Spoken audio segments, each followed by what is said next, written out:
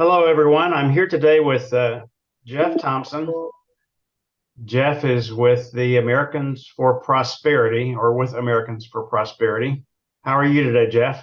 I'm doing wonderful, Mr. Shands. I would like to say that today, although I am so blessed and grateful to be with Americans for Prosperity, I will be representing myself. So all opinions are going to represent me on my own. Jeff, I met you while we were both in a room for a meeting with Amanda McGee, who has been one of my previous guests. And we were waiting for Michael Benjamin, who was my most recent guest. I think we were in the wrong room and we were chatting a little bit before that meeting, which was a meeting for school choice in Georgia. Yes, sir. And so maybe it was a God thing that we met. We're actually getting a lot of traction with school choices, specifically educational savings accounts. And Amanda's such a great person. Since I've met her, she's helped me. She's got such a fire in her. She's passionate about that stuff.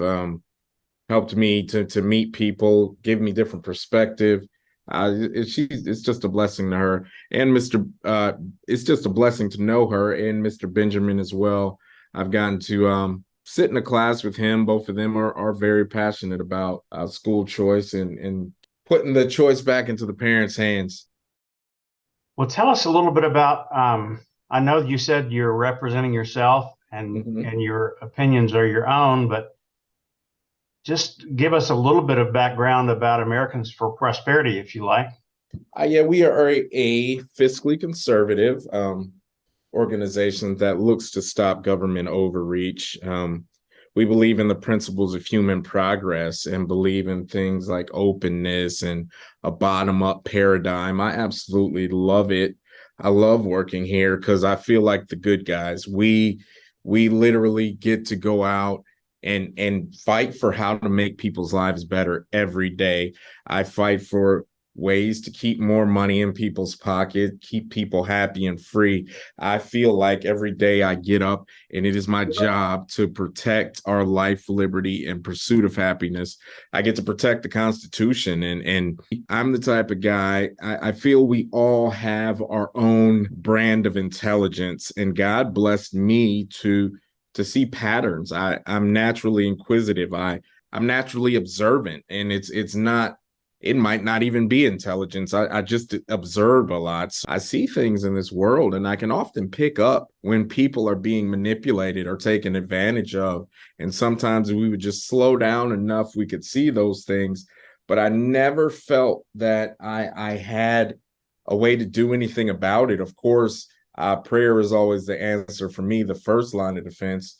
But now I feel like besides praying and taking it to God, I have a way to fight. I feel like in the Marvel movies, I feel like Iron Man, just a regular guy who can get in this suit. And that's what I look like or feel like with Americans for Prosperity. I feel like I can get in this suit and I can actually do something. And we really do make an impact.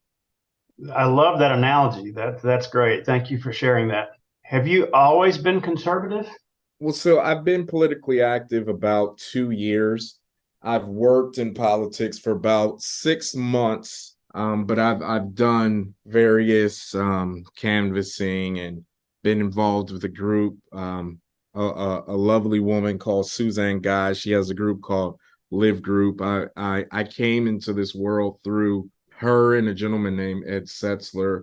I came in to politics through them, and it was such a blessing because AFP, we were endorsing Ed Setzler when I started working here in a volunteer capacity. But as far as was I conservative, the thing is uh, I think yes, but it's hard as a Black American to say that. And I think in general, most Americans, they don't identify or often vote in their best interest. I think it's sad, and especially for Black Americans, that we often just assume we have to be Democrats or liberals. But if you even go back to Malcolm X, Malcolm X told us during the '60s that the most dangerous thing in the Western Hemisphere is the white liberal.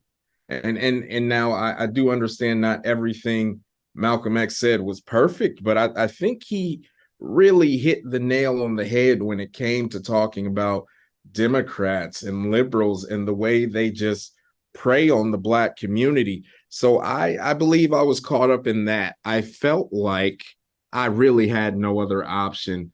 And often we find identity in what we're told we should do and believe. Identity politics wrecks the Black community, and I feel like I was caught up in that. I agree with that. Do you sometimes feel like a unicorn? Yes, absolutely. I humbly say that.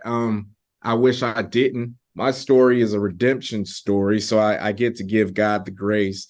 And because God pulled me out from so far out, from so far gone, well, he rescued me from so much. I can be gracious with people. I can understand. And what's so beautiful about the things God's done in my life is that I have no grounds to act better than anyone or stick my nose in the air. And I do bring a certain bit of relatability, and I understand. I know what it looks like from both sides of the perspective. And that's the thing. That's the cool thing about here at AFP. It's like we don't believe you have to fall on either side of the perspective. We believe that it's not as much about left or right. It's more about up and down. My job is to empower everyone to bring out their beauty and their unique abilities to make the bottom up paradigm as powerful and as thriving as we can. It's amazing to me. There has been a consistent thread running through the stories of my guests I've had on this podcast so far, and that is a relationship with God. I'd love to hear a little bit more about your redemption story and how you came to be with that. Okay, so it's one of my favorite things to do is to share about what God has done in my life. I do listen to a band or a choir named the Brooklyn Tabernacle Choir. And they have a song that says, if you give God the glory, he'll give you the victory. So I do love to share about what God has done in my life. But I'm one of those people, and I know this isn't a true statement, but I could say I've been saved all my life. I was probably baptized at maybe 4 years old. And I do believe I really received Christ into my heart around that time. So we were a typical Baptist family. Maybe my parents were a little bit sheltering, but they did what they could. They were trying their hardest, but I rebelled. I wanted to act out and got lost in addiction. Had a broken relationship. I ended up having a daughter. And the thing about addiction is that a lot of people don't understand is that you have your physical body, but you also have your spiritual body. And your spiritual body can get hurt just like your physical body. But there's no way for that spiritual body to heal except through Christ. But you can numb it. You can numb it through things like alcohol or overworking or acting out in certain ways or numbing it with certain chemicals. But of course, those things fall out, and then you have to do it again, and they fall out, and you have to do it again, and they fall out. And that's what addiction looks like from the outside world. You just see a person doing the same thing over and over, but you don't see that they're healing their soul or their spirit. And that's where I was hurting because my relationship didn't work out with my daughter's mom, and I felt I wasn't a good dad. But God reached me. He reached me where I was, even in the height of the mess I was. Like I tell many people, I don't know anyone who went out as far as I went, who endured as much mentally and as far as addiction goes, that God rescued. God met me where I was, and he pulled me back from it. And I don't know anybody who's went out that far. So I'm so grateful for it. But he did bring me back, and I went to a program for a bit. And in that program, I was a faith-based program, but even then I would get up an hour before everybody and read the Bible for an hour by myself, and I would journal, and I would ask God to talk to me, and he started talking to me. Started talking to me so clearly that it was almost spooky. It was almost spooky, but the cool thing about it was while I was working through my problems with addiction, I was also able to detox my mind from a lot of the things that society dumps on us that makes us think, hey, I have to be a Democrat, or hey, I have to vote this way, or talk this way, or dress this way. A lot of the things that they tell us we have to do, I was able to detox my mind. No, I didn't. It didn't take all at once, and that's one of the things about ministry that I am learning as I am currently a youth minister myself. The seeds you plant, you probably, and you may not, and you probably won't see. The people in my program that were speaking into me, they didn't see any of the fruit. I was a nightmare up there. But after I got out the program, a lot of the seeds blossomed, and for me, after I get out the program, I wanted to volunteer. I knew I had to get into the church. So I started serving in every way I could possible. And I knew that I wanted to work with the elderly. So I went to a place where the elderly were, and I went in and I told them I wanted to just sit with the elderly and talk with them and spend some time with them. Just because I enjoy talking to the elderly, and I wanted to spend time with them. And the people that worked there, they were like, hey, are you ready to work here? And I was like, sure. And they said, hey, we'll go take a blood test. And when I went to take a blood test, I saw some people out by the blood test place. There were some good Christian folks. They invited me to a church because the just so happened the blood test place was next to a Planned Parenthood. And they were there, and they invited me to a church. I met some people there. I ended up doing the campaign for the gentleman Ed Setzler. That's how my political world started. But no, up until that point, I would have never called myself a conservative. I would have called myself a Christian, but I didn't have a relationship with Christ before my program. But I would have never called myself a conservative until I met the people that I met at that time who loved on me and showed me love and respect and invited me in. And that's one thing I like to let it be known. Hey, you can never talk facts. It's not about facts. Facts aren't going to do it, or else it would have worked already. And so I met some people. God's been had his hand on me the whole time, just guiding me along the way. And even though I've screwed up so much, he's been there with me. So yeah, screwed it up, got it right, and God's been walking with me. You know, we have some similarities in our backgrounds. I'm a Baptist preacher's kid. Okay.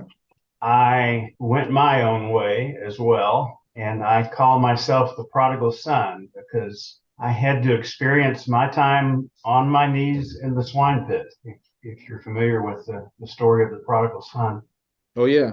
It now for me is just a process of continual growth daily. My day in the swine pit, the culmination of that was, oh goodness, 46 years ago. And it is still a daily learning and growing process for me. Yeah, I had multiple swine pits. That is one of my goals. I don't always know how to start it, but I do. I want to make a movie. I want to make a Christian horror film because, to be honest, I grew up in the church, and almost every Christian movie is super corny. They're getting better now, but I want to take people into my mind. I want to take them through the eyes of what I was experiencing, and ultimately give God the glory, because my swine pit was ugly, and it was so ugly that I don't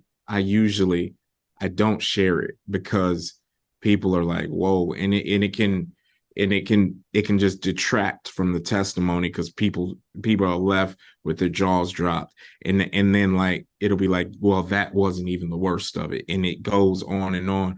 And that's, but when I think about how God brought me out of that, like I want to share it. I want to share it for the glory of God.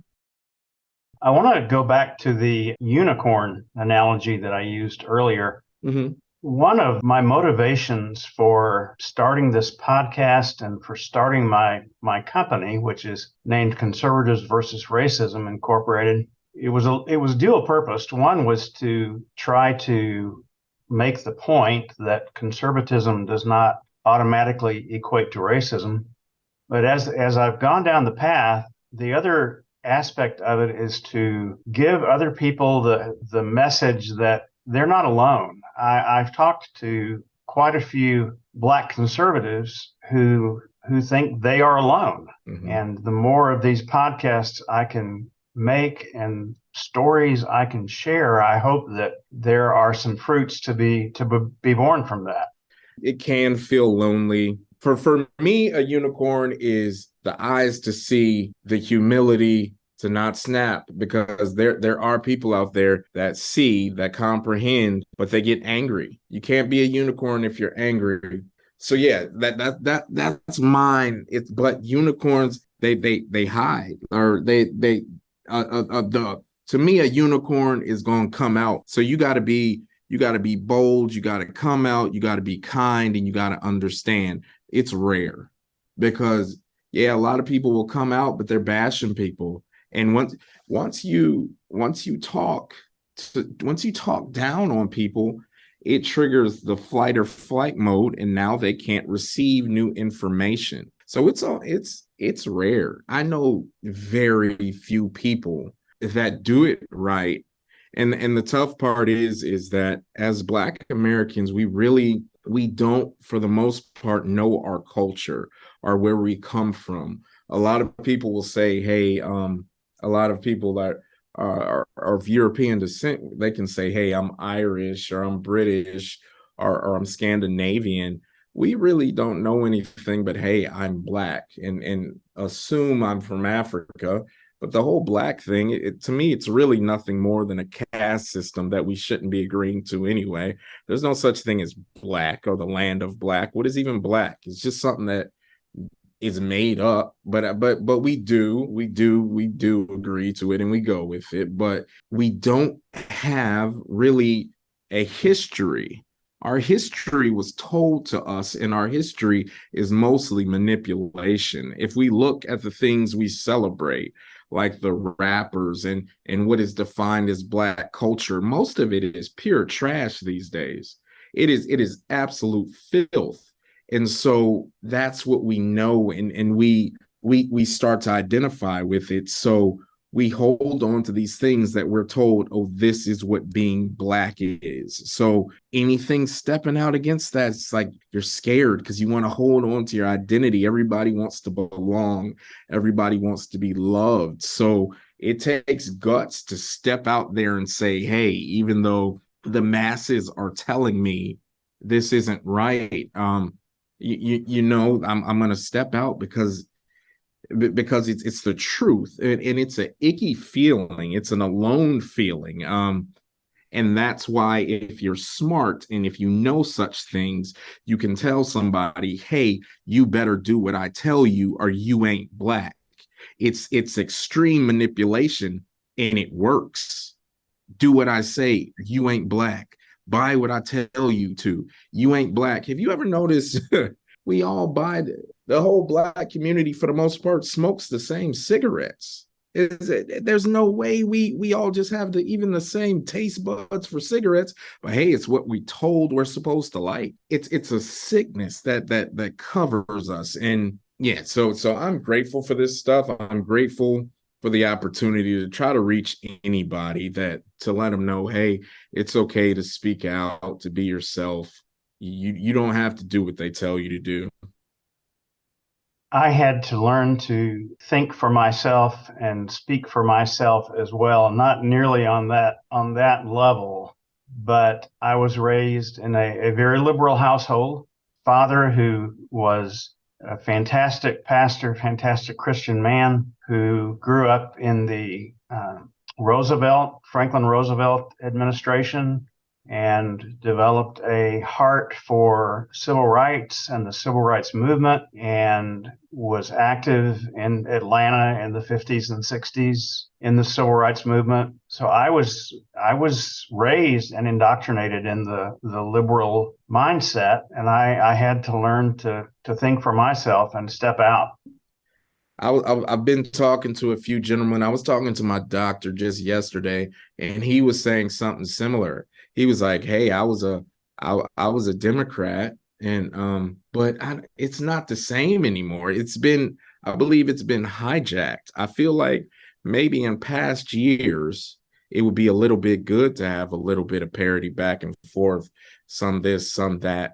But the extremes are taking over. And I remember, I would say maybe 10 years or so ago, I would be online arguing with my conservative friends because I felt they were cowards and they weren't speaking up for what was right. I believe all they did was chant buzzwords, and then they canceled the Dixie Chicks, and there was no talking to them because all they did was listen to everything on the television. But now my left-leaning friends, they've became that times 10. When I think of that, I can give people grace because I do understand, hey, it's just the other side's turn right now to be being manipulated and foolish because something seems odd about these times. I do hope I just pray they can come back. There's always going to be Republicans and Democrats and a left and a right. I just pray they can come back. You've said a couple of things that jogged my mind. You mentioned all people being of one mind, one taste buds, one cigarette, etc. I was reminded, and I was just thinking of this in another context earlier today. I have a friend who ran a discussion group that was a very large discussion group here in town that was designed to investigate the racial issue and discuss things and share experiences, et cetera, et cetera. And when I got to the first meeting, I had the feeling that I would be the only conservative there. Mm-hmm. And as large as this group was, it was a bunch of old white liberals sitting around griping about the government. That we had a Republican administration at the time. And the moderator of the group, who was my friend through which I went, was the only person of color there. And so instead of being a multicultural group, which is how it was presented, it was anything but. And the way they found people to come to the group was they would read the people who wrote letters to the editor of the local newspaper and send out invitations to the people who were espousing the same views they had. So it certainly was the exact opposite of a multicultural discussion group. It just got into the group think type thing. Oh yeah, that's so scary. And there's really nothing more dangerous or maddening than a mob. If you look at the story in the Bible where Jesus was just coming on the scenes and start doing miracles, I look at it as when everybody got worked up and wanted to throw him off a cliff, and then the Bible says he just walked off. To me, that reminds me of what goes on. To me, that makes me think about just how maddening a mob can become, because everybody can get so worked up they don't even know what they're thinking about anymore, and the main goals and objectives can just slip away while you're just acting out and screaming, and it can overtake you. Yeah, the most dangerous thing these days is to have too much of one way of thinking, and it has nothing to do with race or class. You need to have different mindsets. And I often tell people that you got to diversify your friends group, diversify your circles. Have you some people that you disagree with a little bit. Yeah, get you some people. You can't just have certain type of friends. Gotta get you some friends you disagree with. You know, you mentioned Malcolm X and his comments about white liberals. One of the things that I have experienced in the area of trying to have discussions with people who think differently than I do is that because I am a white older conservative, people don't feel the need to discuss with me because they have the defense mechanism of, well, you're just a racist. You're conservative. You're a white, older, male conservative. I don't need to discuss with you. I don't need to debate with you. You're a racist. And that leads to the question I have asked most of my guests in this podcast. In your experience, do you find the conservatives with whom you've come in contact to be racist people? No, absolutely not. But here's the thing is that I just came into it, and I do feel that there has been a change in conservatism recently, or a change in how some people act over the last few years. I do feel like there was a time when there was a more us versus them way of thinking. But due to a lot of the things going on in the last few years that have opened a lot of people's eyes, they stopped acting that way. So honestly, but that's the thing, is that I think a lot of people didn't know they were doing it. But there were times in the past when people were acting that way, but it's not like that anymore. But since I've only been around politics for like 2 years, or conservative politics, I can't say if it was that way before. But what I found is that it's not like that now, and in fact, it's quite the opposite. And I just recently heard something. I don't know if I might have saw a clip on the internet where somebody said they sent some young ladies into a job interview with it was like a prosthetic scar on their face, or a makeup scar. And then before they sent them into the interview, they said, hey, let us just touch the scar up. But they removed the scar. And then they sent them into the interview and asked them how the interview went. And then the people said, well, yeah, they judged me by my scar and stuff. So when you're looking for stuff, sometimes you're going to find it or think something's there when it's not really there. And I think that's how we're trained to be in this country, just to think that there's an enemy. But no, that's not what I found. Even I think even my Facebook photo right now has me and an older white conservative guy sitting there smoking a cigar. And this man I didn't know. We were outside of a store, outside of the cigar place. It was 11 o'clock on a Saturday. They hadn't opened up yet. So he saw me and asked me if I needed a cigar, and we sat there and smoked a cigar. I found absolutely not. That's not the case.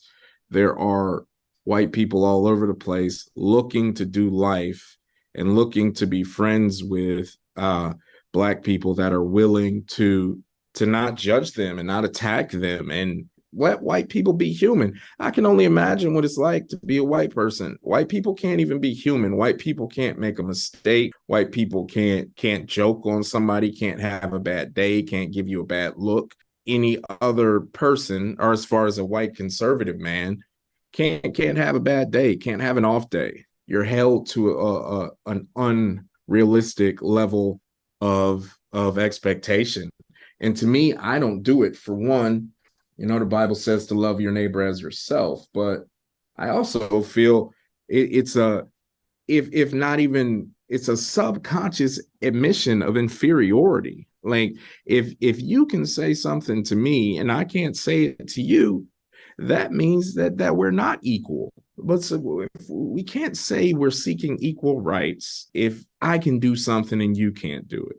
That means that means that your words hold more weight than mine. That means you're better than me, or either I'm better than you and I'm acting and that ain't right either. So the thing is, I think we've drifted off from the original point, but I found nothing but love. I found nothing but people being so willing to open doors for me and let me bridge gaps and put me in places of authority. if I reach out to somebody and want mentoring or that the doors swing wide open. But I honestly don't walk. It's like I'm black. I'm always going to be black, but I walk in the authority of a Christian. Right. I believe somewhere in Acts it says, "Be not afraid." You know how many people I got around here? That's how I walk. I walk Right. around knowing God's got people all around me, and they're my brothers and sisters in Christ. I do tell people that there are racists in the world and they mistakenly identify as conservatives.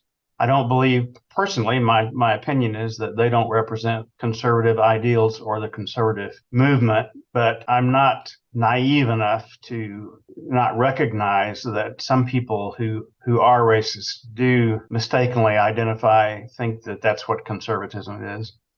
Um, Jeff, I really appreciate your time today and your insights. I am so glad that I asked you to be a guest on my podcast. I Thank always you give for my having me. guests time at the end of our interview to just say what's on their heart if there's something they have not yet expressed because I didn't ask the right questions or you're just not in response to a question that I asked. So I'm just going to give you the floor now to say if there's anything further that's on your heart that you would like to share with our audience. I'd like to say thank you, Mr. Shands, for reaching out to me, letting me do this, give me the opportunity. I would like to say that love conquers all. Um, just like we're like I say, we all have our own breed or brand of intelligence, but that also means we're all babies in certain ways. And with a baby, you can't just feed it a big steak or vegetables, even though it's what's good for them. You got to meet them where they're at, just like God met me where I'm at. And meeting them where they're at means giving it to them so it's palatable, pureeing it, breaking it down into little pieces, doing the helicopter thing like what your mom used to do, and feeding it to them small. And sometimes you're gonna get it smacked back in your face, but take it because you love them. So that's how we gotta approach these racial relationships. Yeah, when it comes to maybe a relationship with an older conservative and maybe a younger black dude from the city, y'all are both going to be babes there. And maybe he's going to smack the spoon in your mouth, and maybe you're going to smack the spoon in his mouth and say something dumb, or he's going to say something dumb. But we got to give each other grace. Grace and love will win the day. Well, Jeff, thank you so much for that. I have really enjoyed this time together, and I wish you the very best in your endeavors. Thank you, sir.